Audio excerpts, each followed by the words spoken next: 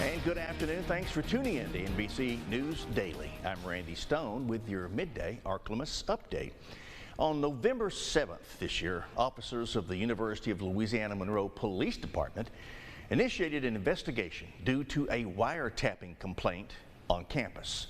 And during that investigation, authorities learned that a professor for the University of Louisiana Monroe, along with his graduate assistant, located two small recording devices around their office doors.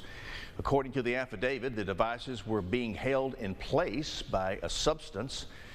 The ULM professor was in his office when one of the devices fell onto the floor. The second device was found after the graduate assistant searched the door area of that office. The suspect was identified as Chad Allen Lewing, who is also a professor at the university. On November the 8th at 5:30 a.m., Lewing was detained by authorities while allegedly attempting to remove those devices. ULM police learned that officers filed a Title IX complaint against Lewing in the spring of 2023. Officers went on to find two more devices in the office spaces of two other ULM professors. According to police, they concluded that Lewing was allegedly recording everyone involved in that complaint to gather information. Lewing was arrested and transported to the Ouachita Correctional Center and was charged with 2 counts of wiretapping. The North Louisiana Sheriff's Investigative Unit is investigating an officer-involved shooting that happened on Tuesday. That's November the 7th in Monroe. Now, that shooting left one man dead. NBC's Valerie Moravi was on the scene and has more details. At the end of the day, you lose a friend, whether it's what his problems are or not. You know, it's just it is what it is, man. People need to just stop assessing what they think's what the problem is and start helping people. On a video taken by a neighbor who wants to remain anonymous, caught the moment when deputies asked the victim to drop the weapon.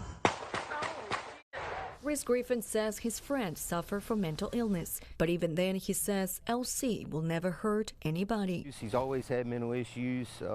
He's tried to find himself with the Lord and go to church, and he had demons, inner demons in him. I believe that, but I do believe he wouldn't harm nobody physically with a weapon of any kind of sort. I've never seen him do it. LC, as his friends call him, lives behind 2 little girls. Griffin says LC never had the support he needed. When he comes home, he has nobody. He can't reach out to his friends because you're probably lying on people like me and doing other things. It's not helping. He's just a friend, man. It's part of it. And this is life. He taught me a lesson, and you know, the police officer has lives. They have families, you know, and understand that. But at the end of the day, it just don't add up. And now, Storm Tracker Doppler weather with meteorologist Chase Ward. The clouds have settled in as we go into this evening. We are expecting widespread showers to start settling in out of the northwest. By 5 o'clock, most activity will be across South Arkansas, and most of our southeastern parishes really won't pick up until that front really passes on through for this afternoon. And overnight tonight, we are still expecting widespread showers, and it's going to be lingering even as we go into tomorrow morning. But with no doubt, the rainfall is definitely beneficial because of the drought-stricken areas that we have down to our southeast. As we go later on Friday evening, we could still see some leftover patchy activity, but as we go into the start of Veterans Day on Saturday, we'll start to see the clouds kind of linger and still might have a patchy shower or two, but the rain chances really begin tapering off as we go into the start of this weekend.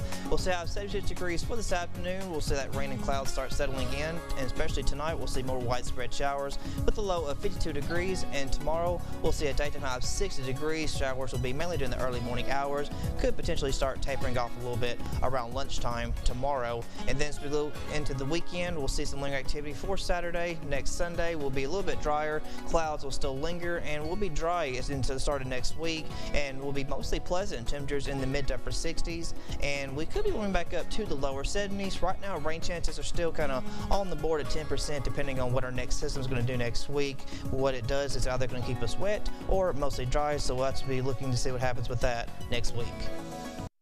That's our update. NBC News now continues. Take care of each other and your neighbors and pets.